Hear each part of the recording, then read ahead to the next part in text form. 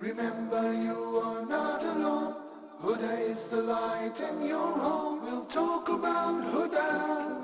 We'll talk about our way. Come join us and have your say. Let's talk about our way. Remember you are not alone. Huda is the light in your home. Remember you are not alone. Huda is the light in your home. Assalamu alaikum wa rahmatullahi wa barakatuh. Welcome dear viewers from around the world to our live program Viewers Pulse, and I'm your host for the program, Junaid Dar. Dear brothers and sisters, I'd like to begin by thanking Allah subhanahu wa ta'ala for uniting our hearts, bringing us together and giving us once again this opportunity to work for His deen. I'd also like to make mention of the blessed name of the Prophet Muhammad sallallahu alaihi wasallam. Dear viewers, Viewers Pulse is a weekly program where we bring you clips from our programs which have taken place over the week, and if we have any special events we also talk about those. Talking about special events today is going to be a very unique, a very special program here on Viewers Pulse. Why do I say that? Because we have a very special guest who's going to be joining us in the second segment, where he is going to be talking about his story to Islam. SubhanAllah, a young man at the age of 24 who was a former Christian, an Anglican Christian from the UK, Britain, and he started his journey in seeking the understanding of Islam. And SubhanAllah, his intellectual conviction to Islam, reading the Quran, speaking to the Muslims, asking questions, and then finally being convinced and accepting Islam. What a beautiful story, and really it's one that we really need to listen to carefully and see how we can inspire people, not just intellectually, but through our manners, through our characters. So inshallah ta'ala, in the second segment we're going to be having with us Brother Ali, that's his new name now, and he's going to be telling us about his journey to Islam. And we really want all the viewers from around the world to be engaged with us, to be interactive with us on our program, to ask questions to Brother Ali about how he embraced Islam. If you have any specific questions, feel free to ask them as well. And if you're a revert, if you've embraced Islam, please tell us about your story. How did you come to Islam? What motivated you to Islam? So please pick up your phones and join us in the studio with your comments, with your questions, and with any kind of contribution you would like to add. Dear brothers and sisters, as we made mention, Viewers Pulse is your program. We're running live for the next hour.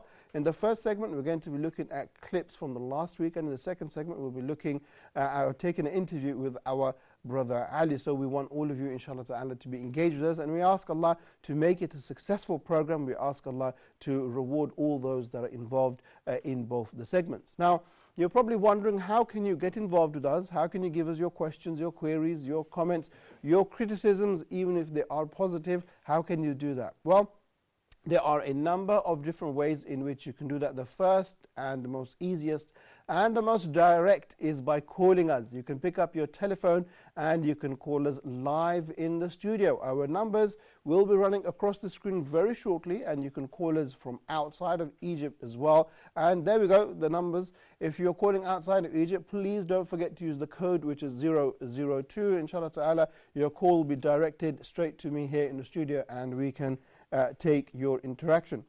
Now, my dear brothers and sisters, if you can't get to your phone, what would be the next mode of communication? That is through email. You can contact us on pulse@huda.tv. So do send us your emails. We do have a team dedicated to responding to your emails. So please do join us and do send us your emails, and we will try our best to respond as quick as we can. So what's the third mode of communication? Well, this is one of my personal favorites, and that is through Facebook. If you jump into your Facebook accounts and type in Huda TV, you will see our beautiful, our bright, our colorful page, which is full of so much interaction, so much information, verses from the Quran with the explanations, statements of the Prophet Muhammad sallallahu alaihi wasallam with their explanation as well. So do join us on Facebook, and it's very important that all the brothers and all the sisters around the world, you share the page and you like the page, introduce people to it. Inshallah ta'ala, we want to spread the message of Islam, we want to grow, and we want to be a light in every home. So do help us so we can help you in return. Now, there is a beautiful link on our Facebook page as well, and that will take you to our official Huda TV webpage. So you can go there as well, which is Huda TV, and you can see all of our programs. One of the main features of the website is the fact that you can see a breakdown of all of our programs, scheduled, the itinerary of every program, 24 hours of the day, 7 days of the week. So please do join us there, and you can organize your schedule accordingly, and that's the beauty of our official webpage. Now, my dear brothers and sisters, you can also join us on Twitter. If you jump onto your Twitter accounts and type in Huda TV channel, you will see our Twitter account. So please do join us via Twitter, subscribe to us, and inshallah ta'ala you will see the great benefits of being with us on Twitter. What is the main benefit? It is the fact that you'll be directly connected to our Facebook page. So any new news, any items, anything which is urgent, it will come straight into your phones or your devices, and you'll be in touch with Huda TV. Now, the next mode of communication, I should say, is the most important, and that is through YouTube. If you jump onto YouTube and type in Huda TV, you will see our YouTube page, and there is so much benefit there. First and foremost, why do I say it's the most important? Because we are a TV channel. So you can just press the button on your mouse and you can watch all of our programs 24 hours of the day, 7 days a week, for absolutely free, and you can enjoy those. And I think most of you are probably watching us through live streaming as we speak now. So do join us on Huda TV, and please don't forget to subscribe. Press that red button on your YouTube pages and join us, subscribe to us. You can also watch the archive programs and have a discussion. The comment section is free for you to enter any comment that you feel free to engage in a discussion in a free manner, and inshallah ta'ala express yourselves as well. Now, my dear brothers and sisters, the last mode of communication before we move on to our reports is through Skype. If you jump onto your Skype accounts, type in our address, which is Huda_TV, you will see our page there. You can add us, we'll become friends.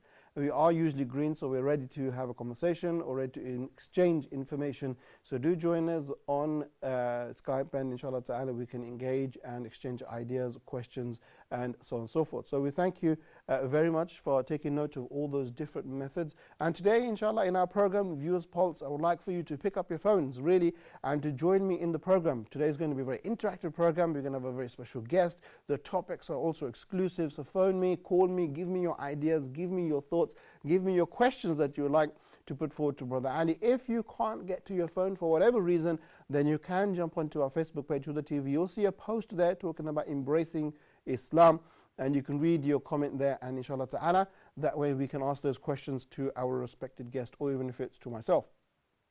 Now, my dear brothers and sisters, we've got a number of different reports in the first segment, and they are coming from our previous week's episodes. The first report is going to come from Ask Huda, and that is by Sheikh Muhammad Salah, and he airs that program every Sundays and every Tuesdays at 9 p.m. Mecca time. So please do join us. Let's watch this report, and then when we come back, we'll have a few comments on that.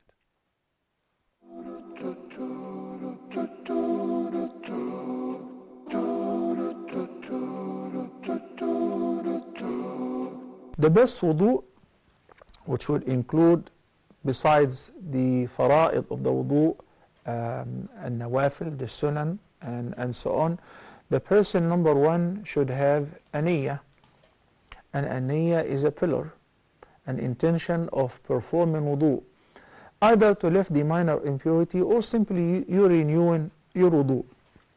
And sometimes the wudu is mustahab, like before going to sleep, upon reciting the Quran by the heart, upon reciting your adhkar, and sometimes the wudu is mandatory in order to lift the minor impurity, so that I will be able to pray.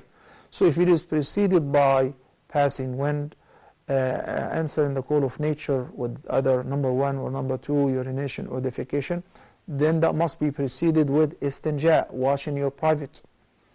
Then you making an intention and making the tasmiyah in the beginning of your wudu.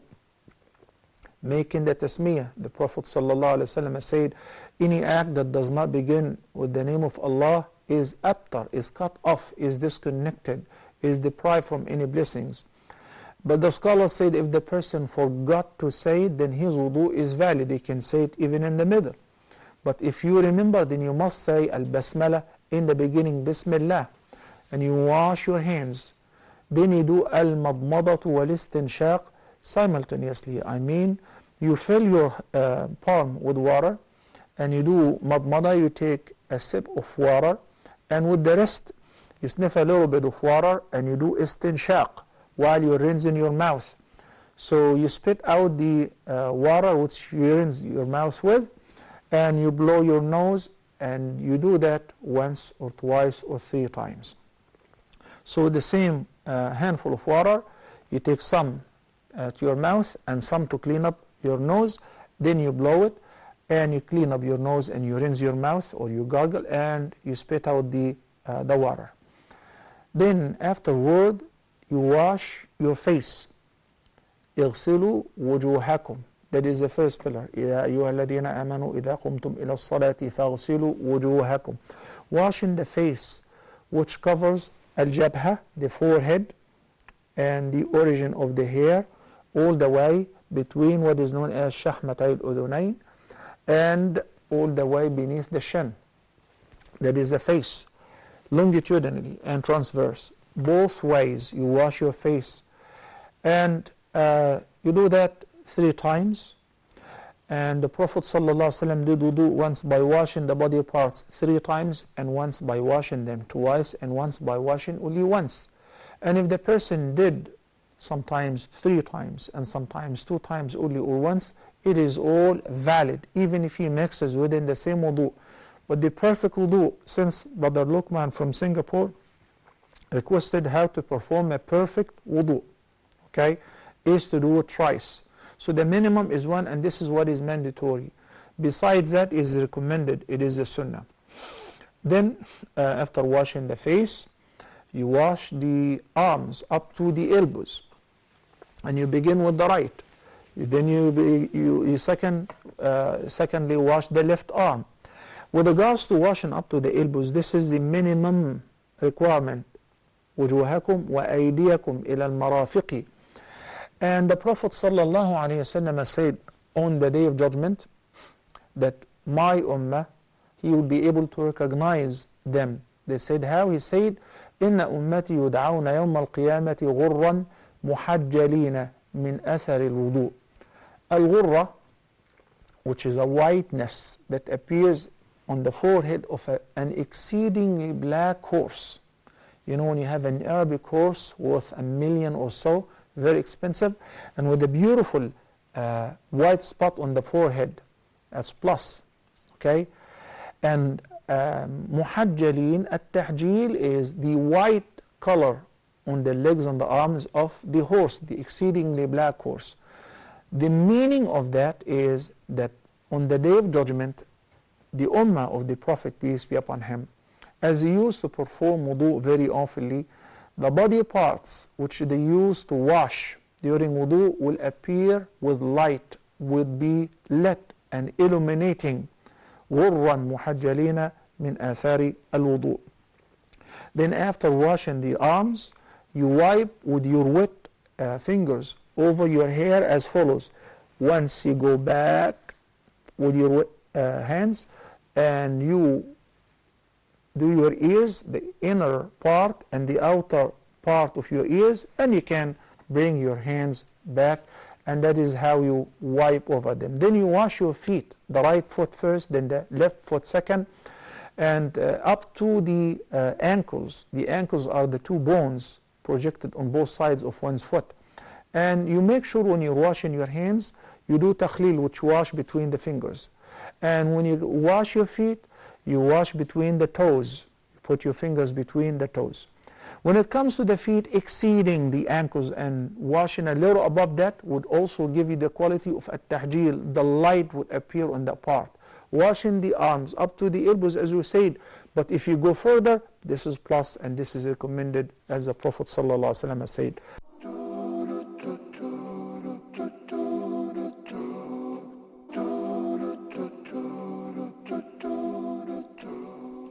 Assalamu alaikum wa rahmatullahi wa barakatuh. Welcome back, dear viewers. After watching that short report on our program Ask Huda, and you can watch Ask Huda live on every Sundays and every Tuesdays, which is at 9 p.m. Mecca time. So please do join us. Then you can join Dr. Muhammad Salah answering your questions live in the studio. So do call him and get your questions answered there. And also, dear brothers and sisters, the topic there, the topic of wudu, or the topic of purification, one of very great importance. The key to your prayer is your wudu. If your wudu is not correct, then your prayer, of course, will not be accepted. Not just that, but just like the way the doctor said, is the fact that on the day of judgment, when we will stand in front of Allah, then the places of wudu will shine like a bright light. And not just that, but the Prophet ﷺ also told us that when we are making wudu, the water that is falling off our bodies, every drop is like a sin that is being removed from your account. So we must take care of this act of purity of wudu. It's a serious subject, and one we should take care. We should not rush in and out. We should take care, think about what we're doing. Remember that this is an act of worship, and Allah subhanahu wa ta'ala will reward you if you do it correctly. Now, my dear brothers and sisters, let's move to our second report of the day, and this comes to us from our program Gems of the Heart, where we are talking about sins and how we can be forgiven with Sheikh Ibrahim Zidan. Let's watch this together, and then we'll come back and have a few more comments.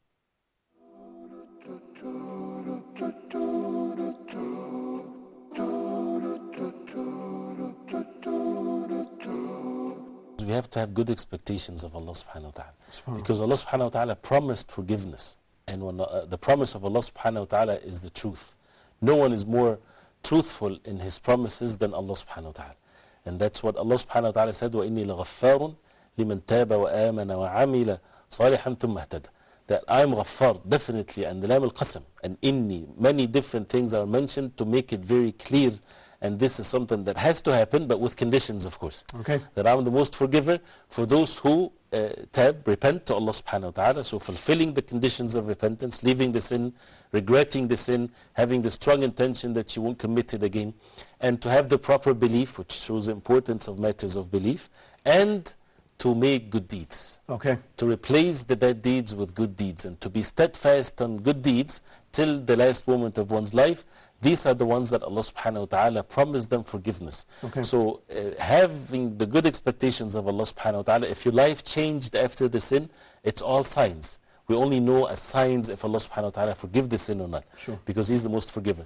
Life changed, staying away from the sin, good deeds are more now, being steadfast on the deen of Allah subhanahu wa ta'ala, and to keep on having these thoughts is a healthy way to keep us steadfast. But not to the extent in which it makes a person have bad expectations of Allah. Sure. This is not permissible. But to think of it, to remember the favor of Allah on them, on oneself, to be grateful to Allah subhanahu wa ta'ala that He guided us to repent and to seek forgiveness. And once a person is guided to repent and to seek forgiveness, that means he is, by the will of Allah, is going to be forgiven, because the one that guided him, sure, and called them to repent and to seek forgiveness, he's the one that promised the forgiveness. As the meaning of Umar radiallahu anhu, when he said, I don't really care much about the acceptance of the dua. I care more about making dua, because Allah subhanahu wa ta'ala promised that the dua will be accepted. So if you find yourself being guided to ask for forgiveness, and the Prophet ﷺ used to ask Allah subhanahu wa ta'ala for forgiveness every day 100 times, and to repent to Allah always, and to do good deeds, and to be steadfast on the deen of Allah, then a person should have the glad tidings and rejoice and continue to be steadfast till the last moment of one's life.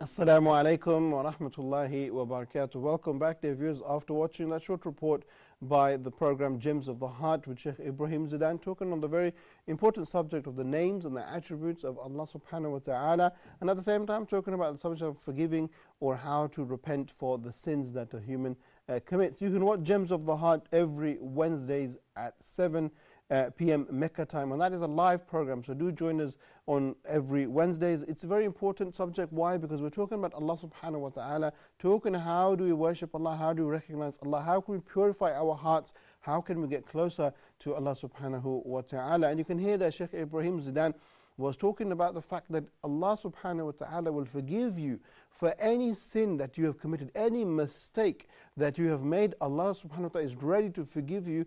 Just all you've got to do is turn to Him, Ask Allah for forgiveness and Allah will forgive all of your sins. Many people may feel that they've committed too many sins or the sin is too big and they will never be forgiven. But just think about it. The time of the Prophet ﷺ with his companions, there were people that used to drink alcohol. There were people that used to bury their daughters alive.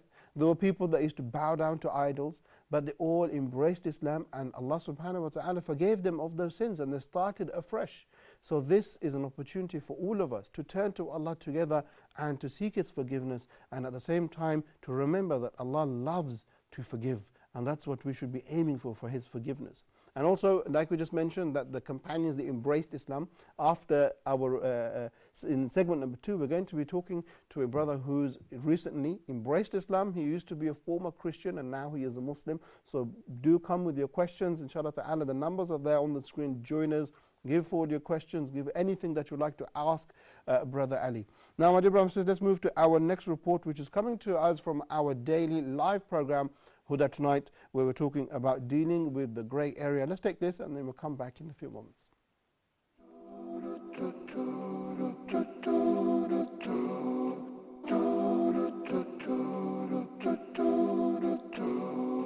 If you know from your heart that this thing is not good or bad, you do not know. You're not sure that this is good or this is evil. What you're supposed to do, this is the Prophet ﷺ told us to do. What I'm supposed to do if I don't know that this is good or bad, or this is good or evil, he said, ﷺ, he who avoids doubtful matters clears himself in regard to religion and honor.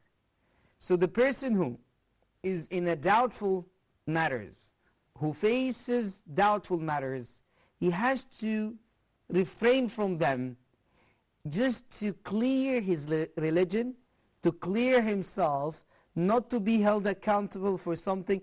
If it is evil, I'll be held accountable. And if it is good, yeah, you will get your word, but you're not sure. So, and this was the habit of the companions of the Prophet ﷺ.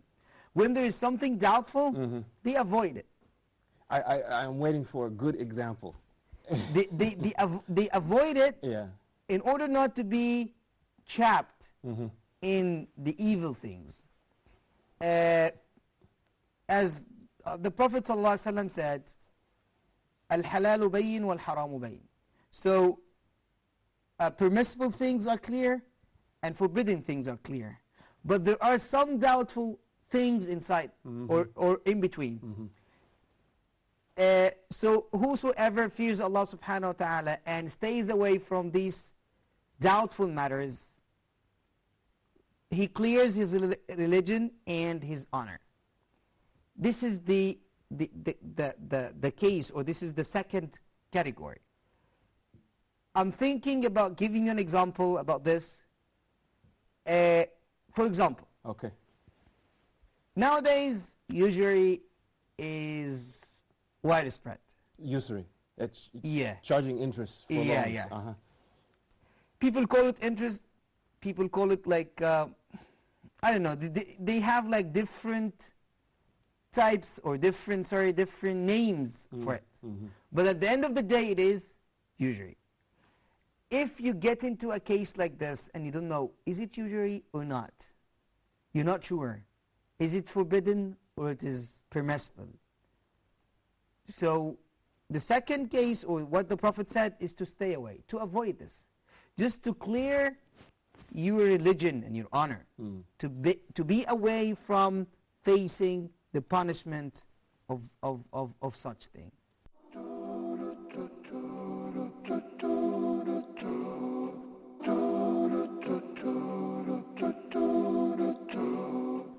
Assalamu alaikum wa rahmatullahi wa barakatuh. Welcome back, dear brothers and sisters, after watching that report on our daily live program, Huda Tonight. And you can watch Huda Tonight every single night, except for Friday nights and Saturday nights at the time of 10:30 8:30 Mecca time. We begin with our respected presenter Ali Coleman presenting the news for a good 45 minutes, and then after that we have segment number 2, where there is a more social or political or religious program which follows. So do join us every day of the week on that fantastic program. Also, in that particular report, we're dealing with the subject of staying away from doubtful matters and how important it is for a Muslim to try his very best to stay in the safe area, to stay on those things that he knows that Allah has said this is permissible, or to stay away from those things that Allah has clearly said they're impermissible. Those doubtful things one should try to stay away from, because it's possible you may enter into the field of doubt and you may end up in something which is haram. So we should always be focused and be concerned in our iman, concerned in our affairs, and try to be focused and stay in those things which we are certain about, and to avoid uncertainty.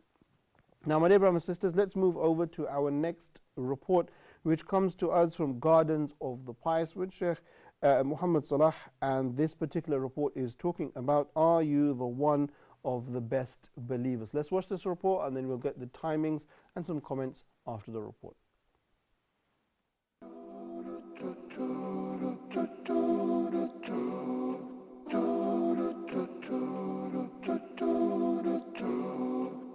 The Messenger of Allah, peace be upon him, said, the believer who has a perfect belief is the one whose behavior is most excellent.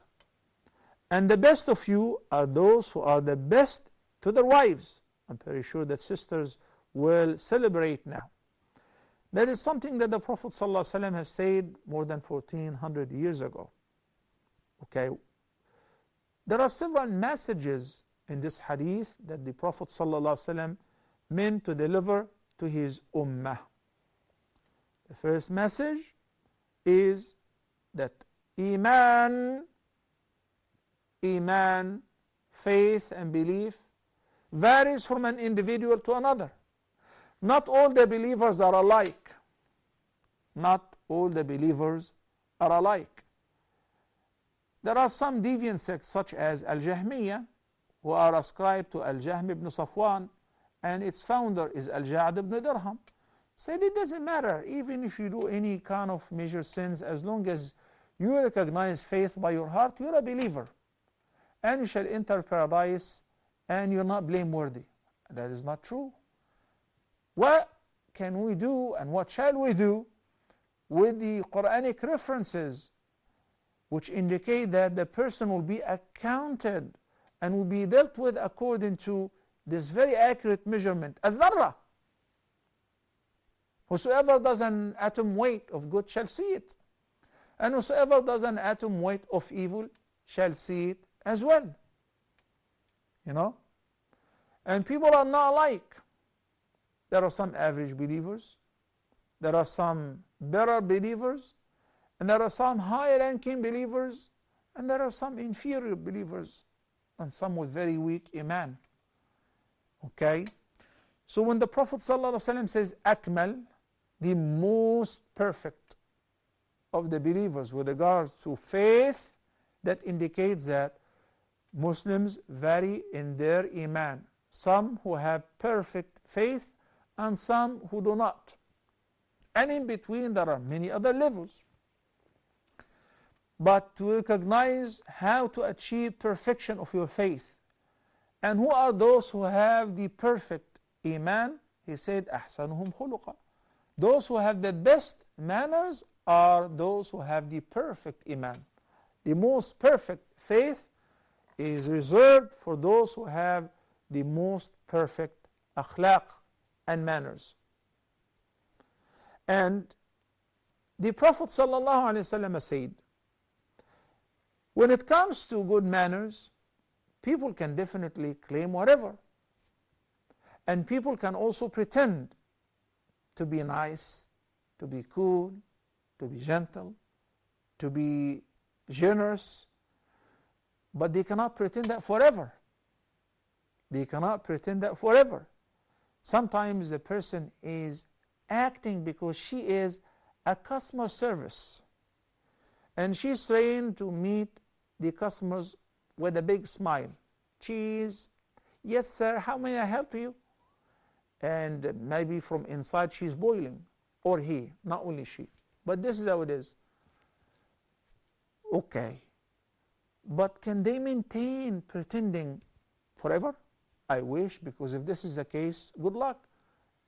But once they are not on duty, they're different. Once they go home, they're different.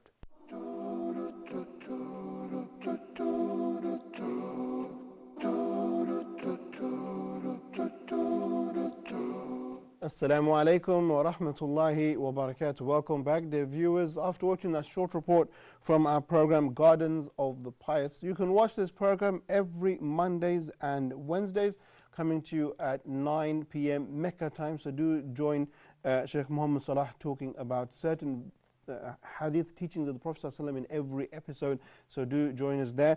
And also he's talking about who are the best of believers. And subhanAllah, you can see when the Prophet ﷺ was asked many times, Ya Rasulullah, what is the best action a person can do? The Prophet ﷺ, he answered that question in different ways to different people, talking or addressing the people in accordance with their understanding, in accordance with their strengths. One time someone asked him, Ya Rasulullah, what is the best action? And what did he say? He said, it's to pray your prayers all on their fixed time.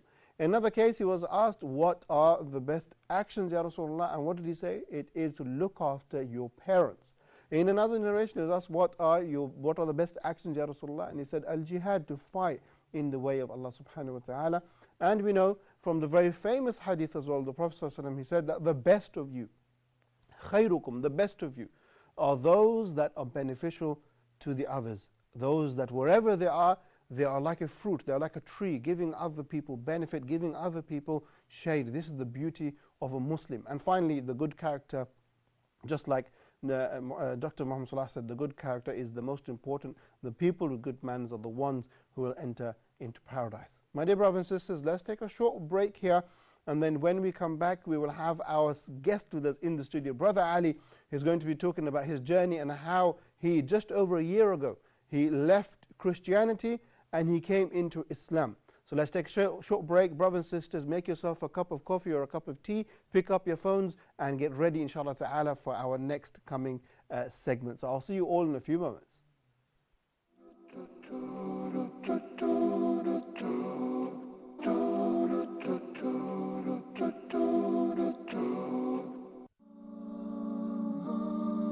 Allah is my heart's speech, your mercy. My dear viewers everywhere, welcome to another live edition of your program Ask Huda. Our phone numbers, they are code 002023855, 131 or 132, and the Facebook page is Dr. Muhammad Salah Official.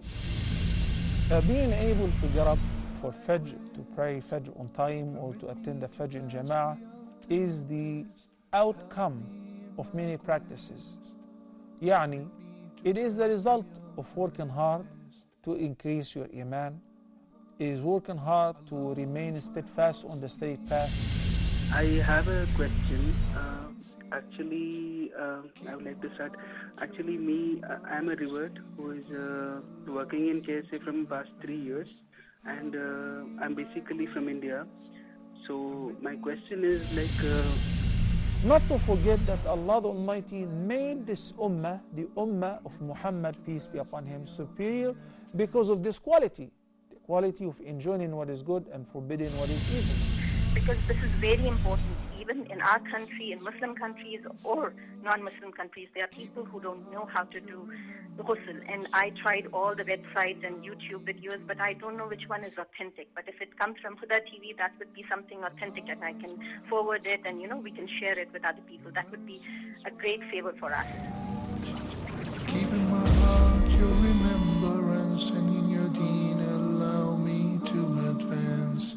Help me in my quest. TV commercials motivate viewers into immediate action and to sway consumer loyalty from one brand or service to the other. That's why we're here for you, to help you sell your products and services by using creative ideas that bring life into your own TV commercial. Advertise your business and branded products and services on Huda TV. We will offer you fast-paced and energetic 30-second affordable TV spots. Advertise on Huda TV. Acquire fresh customers and stay within your budget. For more info or to receive a quote, please send your inquiries to advert@huda.tv. Huda TV. Go ahead, Ya Shuaib. Recite from ayah number 16 to 26. Yeah, okay. أعوذ بالله من الشيطان الرجيم ولقد خلقنا الإنسان ونعلم ما توسوس به نفسه ونحن أقرب إليه من حبل الوريد تلقى المتلقيان عن اليمين وعن الشمال قعيد ما يلفظ من قول إلا لديه رقيب وجاءت سكرة الموت بالحق ذلك ما كنت منه تحيد ونفخ في الصور ذلك يوم الوعيد وجاءت كل نفس معها سائق وشهيد لقد كنت في غفلة من هذا فكشفنا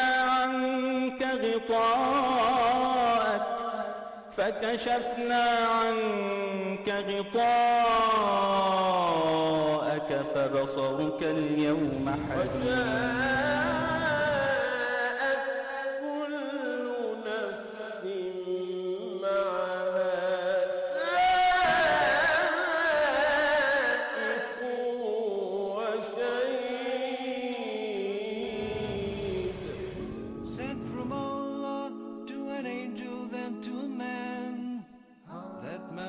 Muhammad, the best of creation.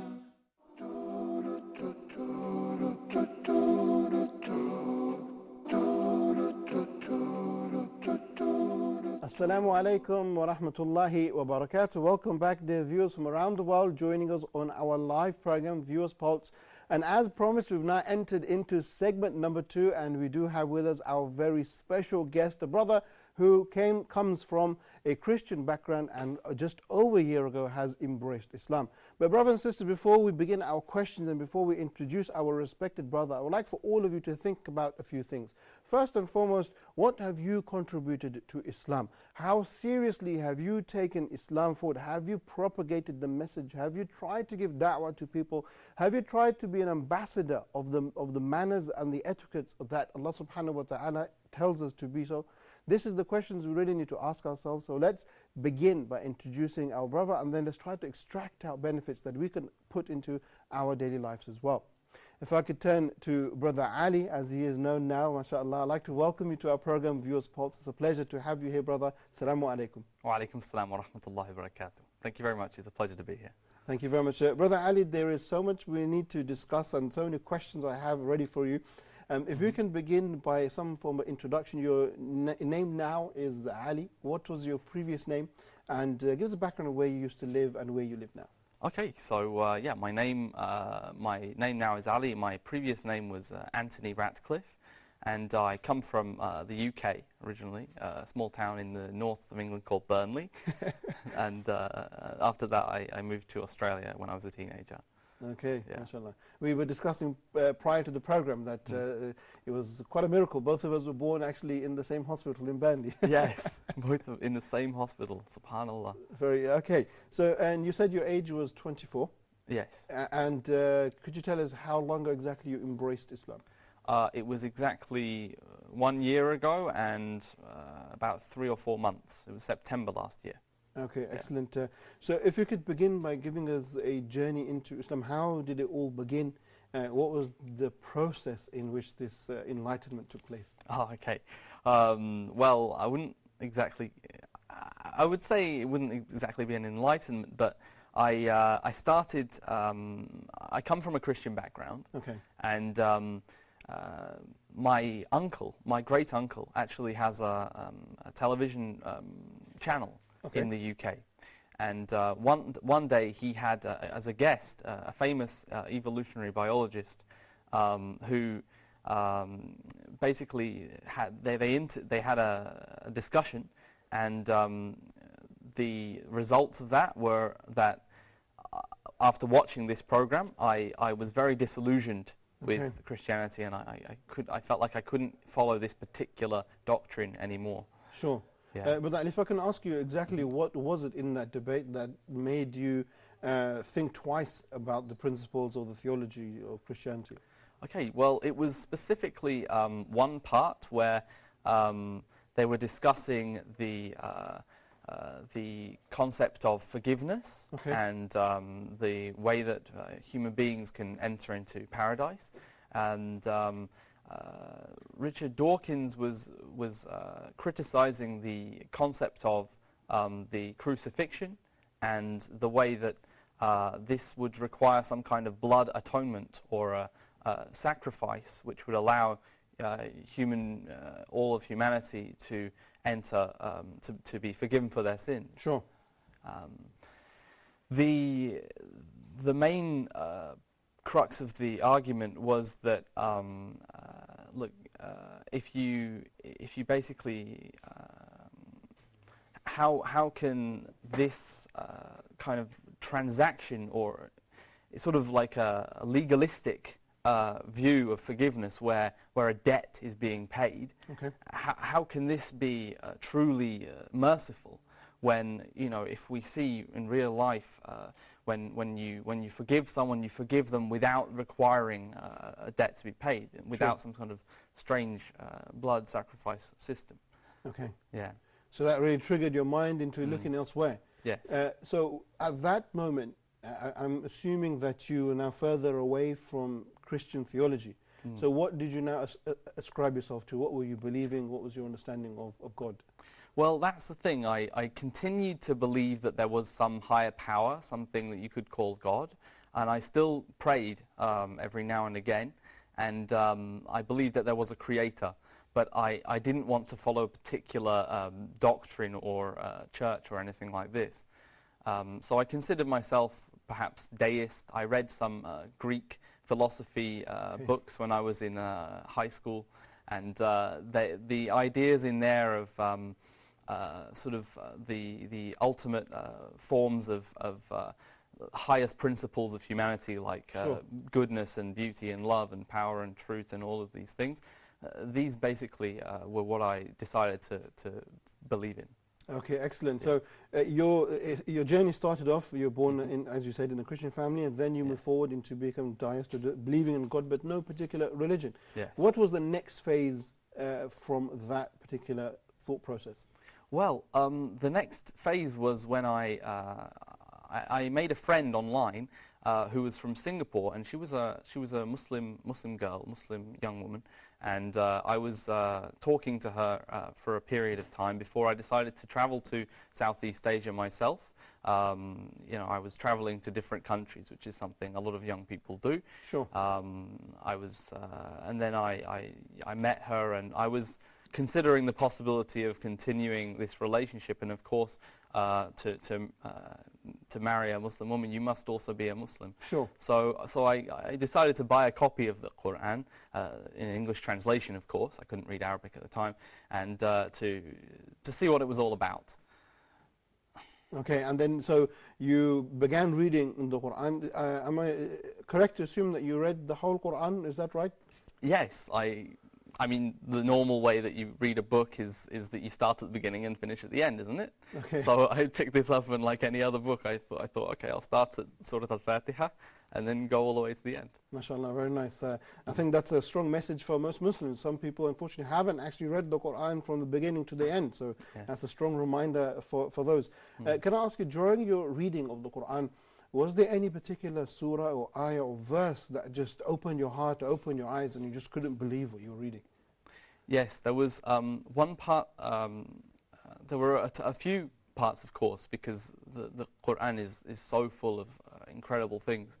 I remember there was the verse in Surah Al-A'raf, I think, Alastu bi Rabbikum. Okay, yeah, sure. قالوا بلى. This part, am I not your Lord? And then they, all of the souls gathered in existence before this life, witness. They say, yes, we bear witness. There was that part, and also there was the. I think one of the main things was the concept of the most beautiful names. That Allah has many names. Sorry, brother, just to go back to the Yes. verse you were recited in Surah Al-Araf is pertaining to the act when Allah subhanahu wa ta'ala extracted all the lives out of the back of Adam. And at that particular point, everybody submitted to the oneness of God Almighty. That's the verse you're referring to, right? Yes. Sure, go ahead. Yeah. Okay, so then the thing is, in the Quran, every surah begins with Bismillahir Rahmanir Rahim, which contains, you could say it has Ar-Rahman, Ar-Rahim, the most gracious, the most compassionate, the most merciful. Sure. And there's so many other verses in the Quran that end with, for example, indeed, Allah is the most, He's all-seeing, all-hearing. Rahim or something Yes, similar, yeah, and the particular verse, the number and the surah eludes me now, but where it says to Allah belongs the best of names. Sure. This struck me because all of these names like the truth, the loving, all of these sorts of things, they were similar to what I'd previously, in my reading of philosophy, I decided to believe in. Sure. So I thought this is the truth that I felt, Yeah. And, many people who embrace Islam or start practicing Islam again, they say that when they read the Quran for the first time or consciously read the Quran for the first time, that they felt like Allah was talking to them personally. Yes. Did you feel that kind of taking place? Absolutely, yes, I did, and it was quite. It was something that meant that I couldn't put it down because I felt like there is something special about this book. Normally you read a book and you get the idea of the topic after the first few pages and you can kind of just skip it or something like that. But this was, sometimes I would be, for example, walking along. I used to read it on the bus. I used to read it while walking in my neighborhood, in the hills near where I used to live. And there was one point where it said there was a verse describing the beautiful nature around the trees and the flowers and how we bring how Allah brings the life, the new life from the blackened stubble of the earth. Sure. And I looked around and I saw this exactly around me. Wow. And I felt like sometimes I would think of an argument, or I'd think of I would think of something.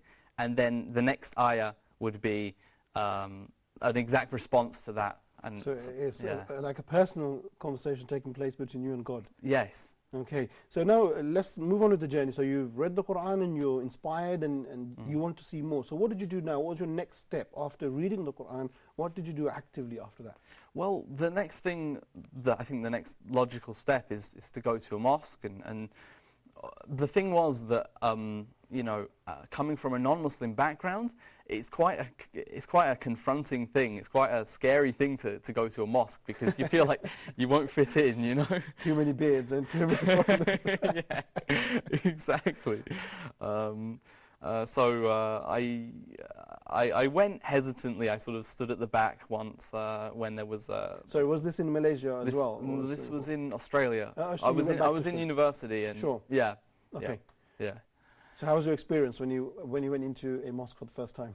Well, I felt a little bit taken aback, to be honest, because there were people saying very strict rules. There was someone saying, no, you need to take off your shoes, kind of talking to me in not the best way. You need to do this and that, and I thought, whoa, I haven't even signed up to this yet. What kind of thing am I getting myself into if I join this religion? And then I talked to the Imam. I said I was interested in Islam. I wasn't ready to take the Shahada. And then he said, he asked me to explain why, and I said, basically, I just read the Quran and I found it incredible, Sure. amazing. And Sure. he said, you'll have to come up with a better story than that. Really?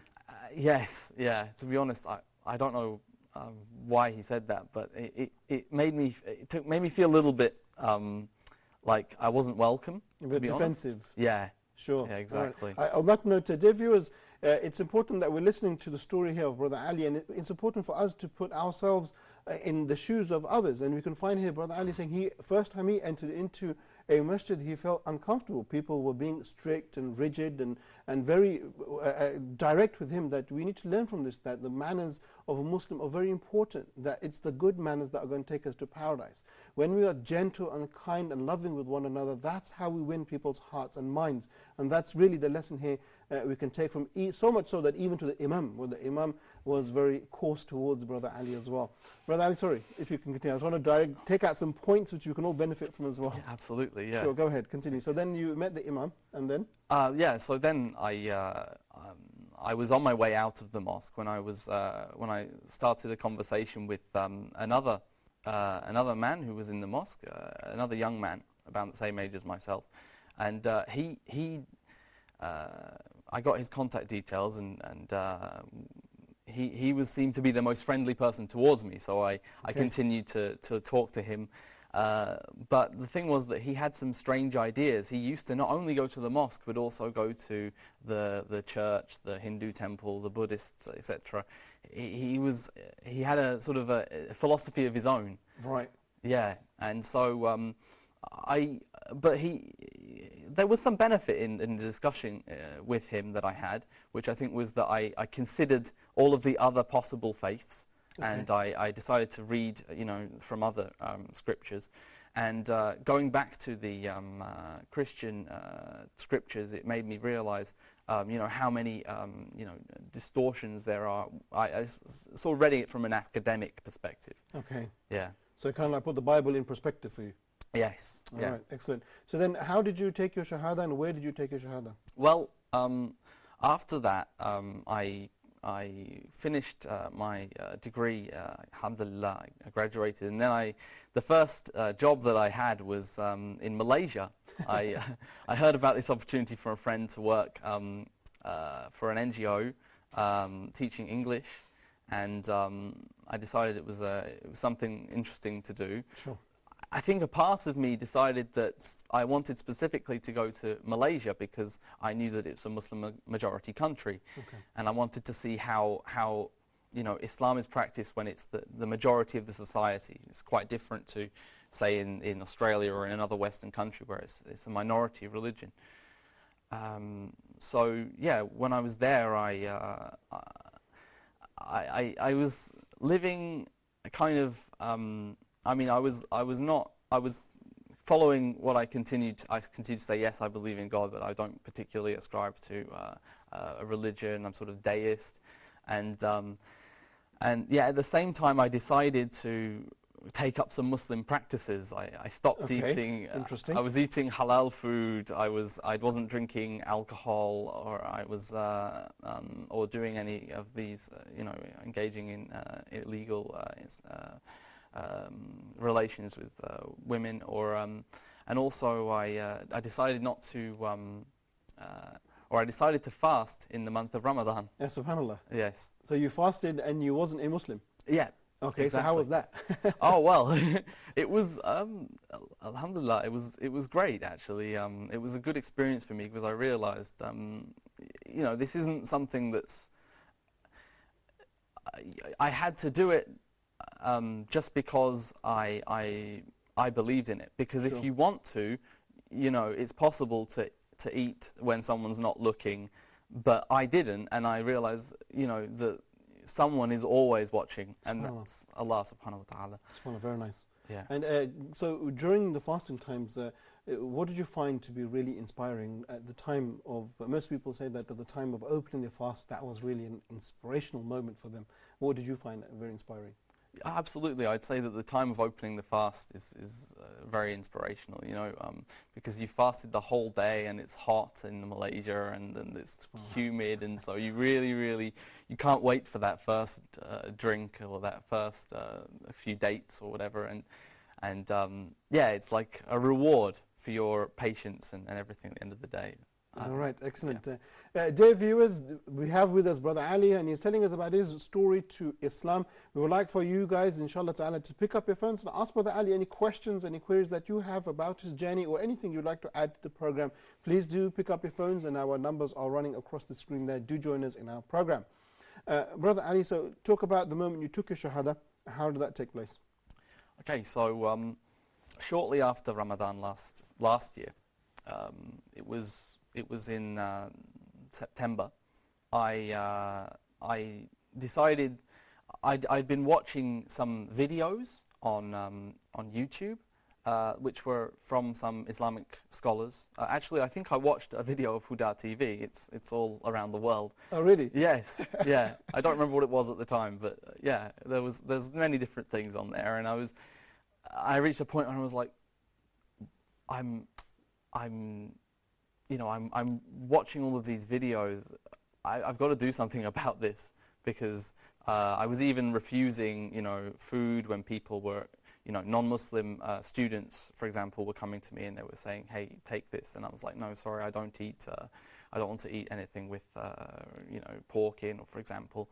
And they were saying why, and I was like saying, I didn't have a good reason, and I realized that I had to be honest with myself. So I talked to a colleague of mine who was from Egypt, as it happens. Nice. And I sort of explained my dilemma, this kind of crisis that I was having between sort of maybe between all of the things that I'd read and the fact that I decided that I didn't want to jump into Islam and embrace it, but the fact that I knew, I was so astounded still by the Quran. And he said, it sounds like you already believe, in Islam, and you just need to go ahead and be yourself and make something of it and really try to do that. And I realized that I had to not care about what other people think, and I just had to go for it. And that's when I went and said Shahada. Where was that? Was that inside of a center or a masjid, or what was the setting?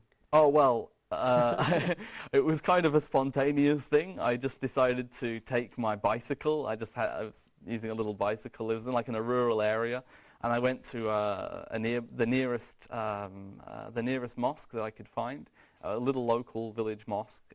They probably never saw any foreigners there in the entire history of the mosque.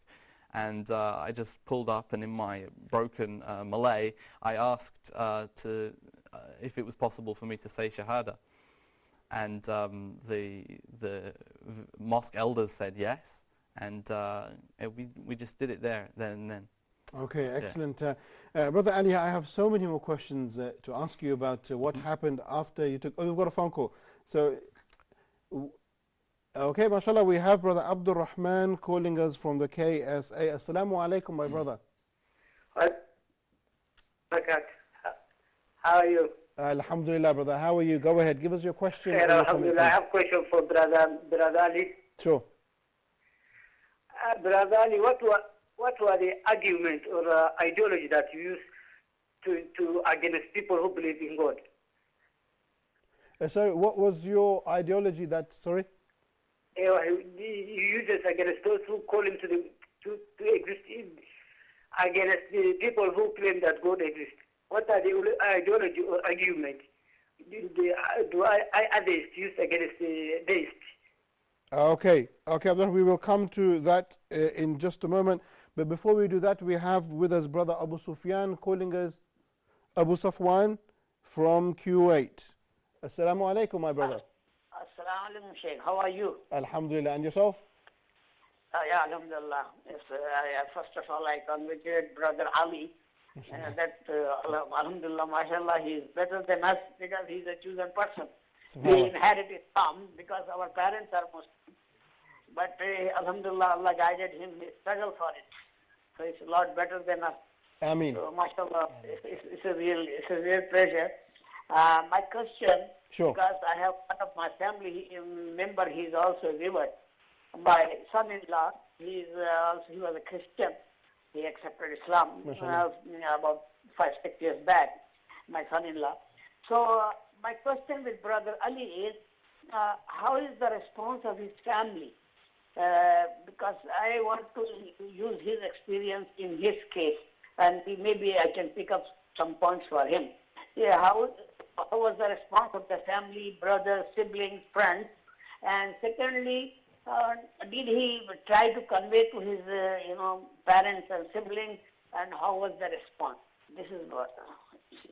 Okay, Brother Abu Sufyan, thank you very much. May Allah reward you for your phone call, and may Allah strengthen you in your iman as well. Beautiful question, and I think your question requires a whole program. For Brother Ali, we unfortunately are coming to the end of the program, but like we said, we've got people phoning in and have questions around the world. MashaAllah, you're inspiring people from where do we say, Kuwait, and we also from the KSA, so there's lots of questions, and there's still lots to know about your journey and what you're doing today. Yes. So how would you feel if we were to do a part 2 on your story? Sounds great, no problem. We have your permission? Yes, absolutely. All right, just very briefly before we end, just to answer Brother Abdurrahman's question, and in saying that very briefly, how would you respond to those that don't believe in God? What would be your one-liner, or your, very quickly, how to respond to those who disbelieve? I would say, good, you started thinking, because half of, if you don't believe in God, you've got half or a quarter of the shahada, because you're saying la ilaha. Okay. All you need is illallah. Right. You're saying that you see nothing around you which is worthy of worship, and maybe so you just need to find Allah. Okay, very nice. Brother Ali, unfortunately we're going to have to stop there. Brother Abu Sufyan, your question is noted, and I promise you in part 2 we're going to start the program with your question, but we are out of time. Brother Ali, inshallah, maybe next week on Viewers Pulse, or a separate, maybe Huda Tonight program, we'll continue with your story. I'd like to thank you very much for coming to the studio, and I'd like to thank you even more for talking to us about your personal life and your experiences. Thank you very much. Thank you very much for having me. It's been wonderful. Yeah. Thank you very much. And I'd like to conclude by giving the official greetings. Assalamu alaikum. Wa alaikum salam wa rahmatullahi wa barakatuh. Thank you. Dear brothers and sisters, we've come to the end of our program here on Viewers Pulse, and we will have a part 2. I promise you, the questions are flooding in, and my questions are still there as well. And Brother Ali, we're not going to let him go. We will, inshallah ta'ala, grab him back for another segment. But I'd like to thank all of you for tuning in, for calling us, giving us your question, for participating as well. And on that note, I'd like to thank you, and we will conclude. We will see you next time on Viewers Pulse at the same time, at the same place. Until then, Assalamu alaikum wa rahmatullahi wa barakatuh. Talk about Huda, we'll talk about our way. Come join us and have your say. Let's talk about our way. Remember, you are not alone. Huda is the light in your home. We'll talk about Huda, we'll talk about our way. Come join us and have your say. Let's talk about our way. Remember, you are not alone. Huda is the light in your home. Remember.